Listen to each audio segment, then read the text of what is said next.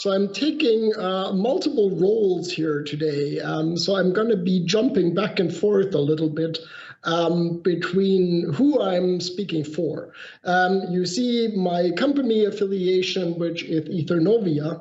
And then, like was mentioned just by Marcus, I am the editor of the 802.1 DG document. Now, the editor in IEEE has a very important responsibility in being a neutral person. The IEEE is a democratic and very much a organization that works on multiple opinions and bringing agreement between these multiple opinions. So it is important to point out that whatever I am saying is not a statement of what will be in the standard. I'm not making predictions about what the standard will say.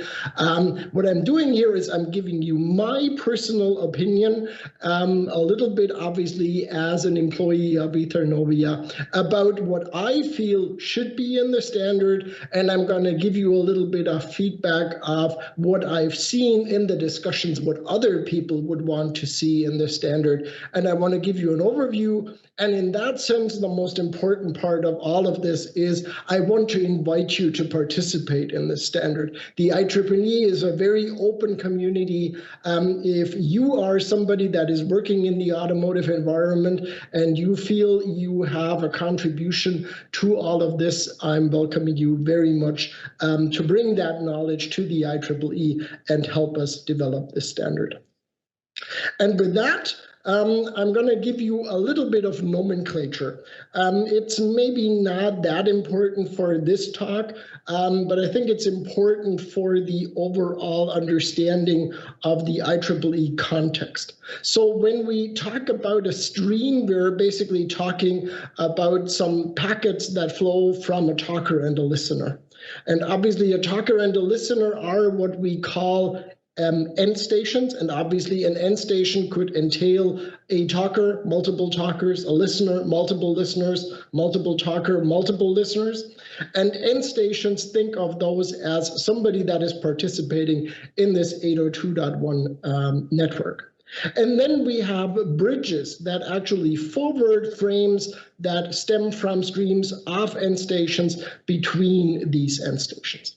Now, in the automotive environment, you will very often see that basically a bridge and an end station are basically combined into a single box, which makes this sometimes a little confusing. But basically, from an IEEE perspective, usually it still is a bridge and an end station. And there is oftentimes, it's quite important to tell these two apart properly. So just keep that in mind as we go through this discussion. TSN, I'm not 100% sure how much people have heard about TSN, how much people know about TSN, so I'm going to give you my personal view on what can TSN do for you. And then maybe we need to look a little bit closer on how does that refer to the automotive use case. And I'm going to get to that in a later slide. So if we think about the traditional Ethernet services, and this is basically looking at it from, I would say, from an internet perspective. What we basically have, if you look at these graphs down here, where we basically have the loss probability over the number of buffers allocated in your device. Obviously, the more populated, the loss probability goes down, the more buffers you have available in your device. Yeah, so I was actually reading this the wrong way around just now as we were speaking about it. If you have more buffers, your loss probability goes down. The problem is it goes down. It does not drop to zero. And this is what is meant here with these long tails. And you see the same problem with the end-to-end latency. How many frames, what is the likelihood of a frame to have a certain high end-to-end latency? And again, you see this trailing out of the end-to-end latency. Your actual average of probability of this latency might actually be very good. It may be way, way better than the requirement of your application, but then there is this trailing end where you might be missing the application's requirement, and basically Ethernet as such does not really give you any assurances on this. And even worse for some applications than the actual end-to-end latency is the difference in latency that you get from frame to frame, from event to event, the latency variation. And again, you see this trailing end of latency variation. And obviously these trails can go to infinity. Obviously what eventually happens is you're losing a packet.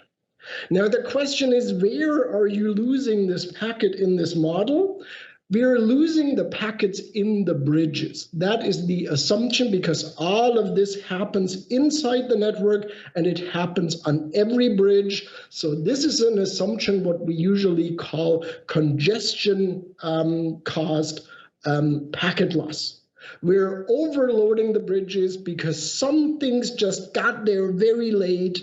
We didn't quite allocate enough buffers, so we might be losing a frame in the bridge. Obviously, we could just allocate more time. We could allocate more buffers, and we can solve that problem.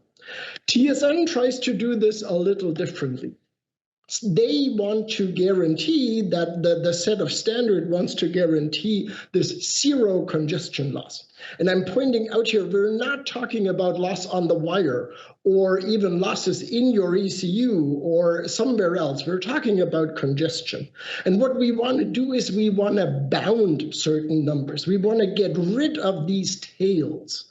Now, getting rid of these tails, for example, means I can say if I have this much buffer in my device, and I work for a hardware manufacturer, so this is cost, basically, if you want to translate it, I can define that.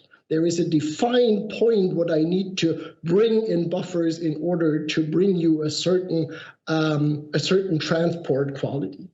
The average end-to-end latency will actually usually increase when you use TSN, but the point is you can define this maximum and there is no trailing end beyond the maximum. The same here for the latency variation. You can tell the peak is tighter, but the peak is shifted. It might be, but it's a defined one.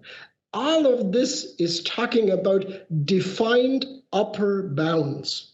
Now, defined upper bounds are sometimes a little dangerous because they might give you this impression that we're getting something to a minimum. We're not.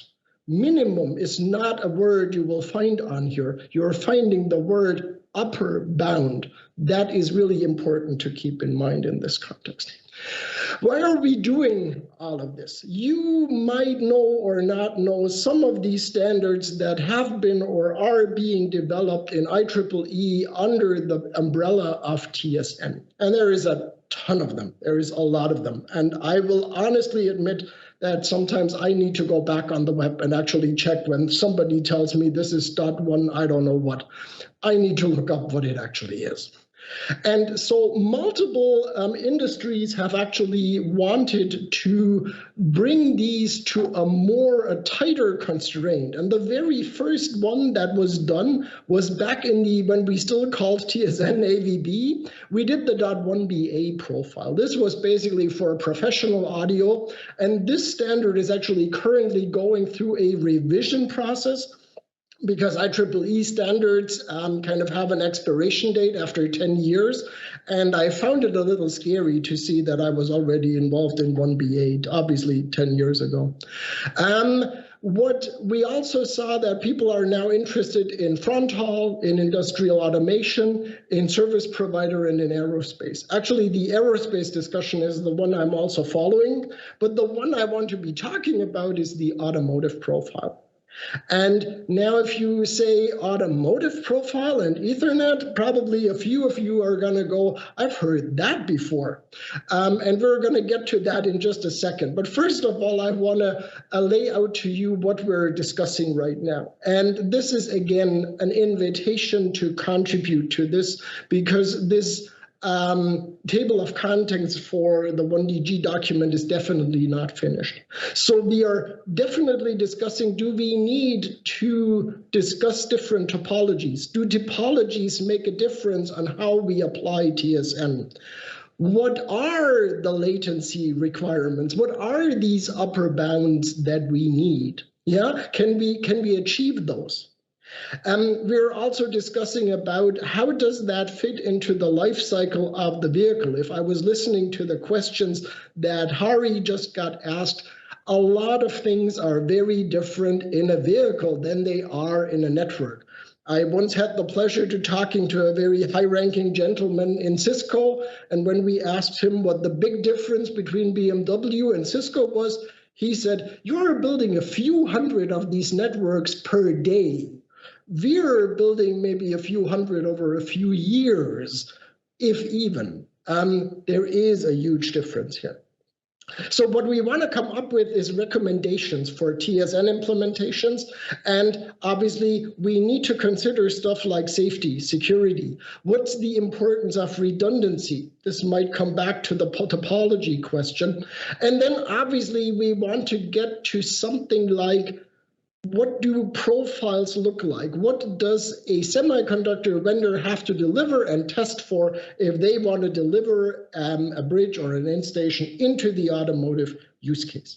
And this is where I'm coming back to my remark from beforehand. Some of you might go, I've seen and heard that before. Haven't I heard about the Avenue automotive profile for AVB? And yes, you have.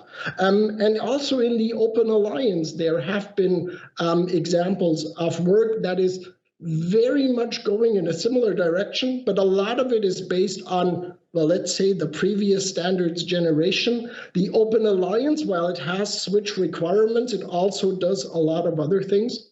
So we're doing this, quoting, I'm not sure exactly who from, we're doing this standing on the shoulders of giants. So we're looking at these and we're trying to not replicate these, but actually add on and provide more information. Also, where we're lacking, and most of you that have seen an IEEE standard before, obviously this here is much more focused on the testing aspect, while IEEE standards have a certain compatibility and requirements check, they don't provide test cases or anything of the likes, and we're not planning to do that. The IEEE 802.1Q, this is what is currently defining a bridge for IEEE, has gotten a lot more complex over the last few years. We can see this especially when you look down here, you can see there is a time-of-air shaper. So if you think about a time-of-air shaper, I think in first approximation, you might be thinking about something like FlexRay TDMA type.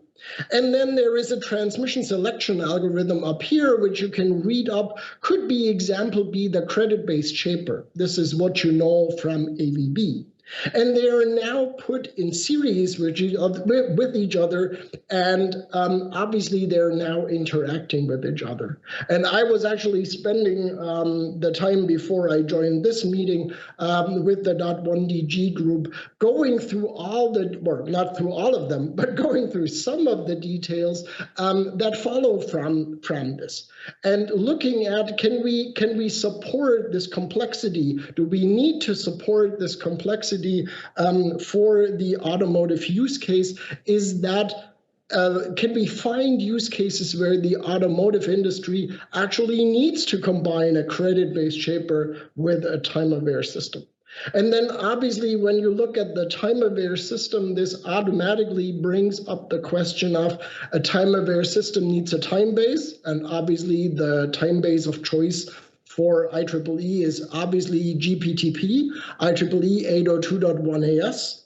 Now, you already know that 1AS is a profile of IEEE's 1588. So we're now writing a profile on a profile, which tells you that obviously the questions that are being asked here are not that easy. There is a lot of interaction, and I'm quite happy that in parallel, the folks from the industrial application are basically going through a very similar process, trying to define this. And obviously a network where we build cars, for example, in an assembly plant, it looks very, very different from a network that is inside the vehicle that is being built.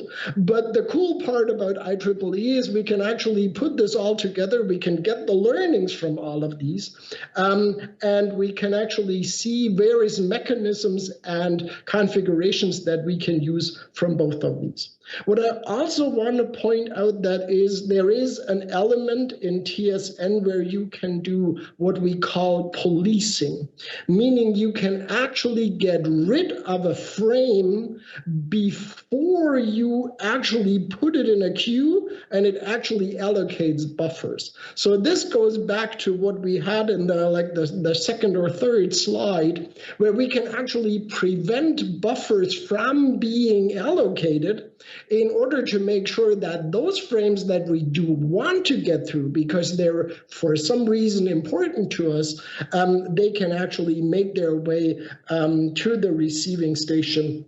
And this is something that also obviously interacts with this transmission selection algorithm, because keep in mind, as long as this gate is closed, nothing gets transmitted. So you are technically running a risk of filling this buffer up while your gate is closed, something that you definitely want to keep in mind. So other questions and other interactions that the whole group of IEEE standards that I showed before are showing with each other. We didn't talk about domains. Maybe some of you know that the most recent standard of 802.1 AS, the PTP standard, introduced time domains. There is a possibility of actually communicating different time domains within a network. And the question obviously for the automotive use case is, what are these time domains? What are we using them for? Are we using them for redundancy? Are we using them to communicate different times? Are we using this to, for example, communicate UTC in parallel to some local time? Or what are we actually doing with this? What I already mentioned is that there is a few TSN features that might be dependent on 1AS.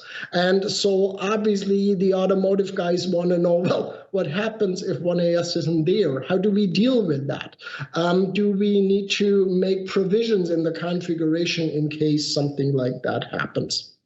And this gets us right into my next point here. Do we need to describe error cases and mitigations against those? This is something that is usually not done in an IEEE standard, but then we're kind of setting a precedence here with a profile.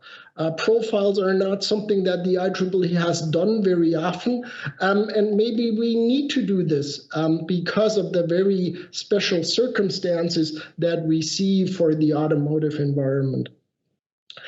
What goes in the same direction, but is kind of a little softer, I would say, is if you look at, I'm actually not sure how many 100 or 1,000 pages .1Q currently has, do we want to warn people of things that you might not want to do? They might not be actual error cases or mitigating failures, but they might be things that you just want to tell people, excuse me, keep away from this, keep a safe distance from this. What are those elements that you might not want to do? Sorry, I need to get a drink here. And then, of course, that brings us to the next problem. How much in the existing standards can we actually change? I mean, the guys that wrote .1Q, they were following an agenda. They wanted to do something. How much of that can we actually mess around with? And then obviously we have other systems in the world that we might want to replace. What can we learn from those? And last but not least, safety aspects. Now, if you ever read an IEEE standard, it says at the latest on page 2 that it doesn't cover safety. Can we still do indications of what to do or not to do in order to keep the system safe, if not make it safe? And this gets me to one of my most favorite topics, I would say, and that is the safety related to time. And I don't know how many of you have looked at this. A lot of time when you look at safety, what you're concerned with is the information that I'm receiving the information that I'm supposed to be receiving? Has it been damaged? We're talking about safety. We're not talking about security here. It might have gotten damaged. Something might have gotten wrong. So usually what we do is we attach something like a CRC to this. And we're kind of transporting a data field. But if you look at time, time is actually a real physical quantity. There is time going on in all of these systems. So we are now not just actually protecting or trying to protect some information. There is a physical relation to what that information is supposed to mean. If I tell you that between my two sentences, 2 seconds have evolved, the sentence might be getting to you perfectly well, and you can read 2 seconds. But if it took 5 minutes, that sentence is pointless, no matter how correct it got to you. But if you look at a bridge and an Ethernet network, looking from the one side at a bridge and looking from the other side, it is very difficult to understand what did the bridge do in between. It's easy to say it transported the information right, but it's very hard to say, oh, this signal over here took a time to get to over here. That is actually a new challenge, and there is some work activity going on in solving this. And again, if we talk about the context of safety, I believe the topic of time can absolutely not be valued largely enough. And with that, I'm almost at the end here. I do want to point out that some of these slides were originally created by the IEEE, and I was allowed to use them to present the IEEE profile. Thanks to Janos Farkas and Norman Finn, who presented these earlier. These are the links to the original slides. If you want to see what their opinion about these slides was and how they used it, I did do quite a few modifications. And with that, I want to thank you very much. I hope I didn't blow my time budget too much, and I'm very much looking forward to your questions from here on out.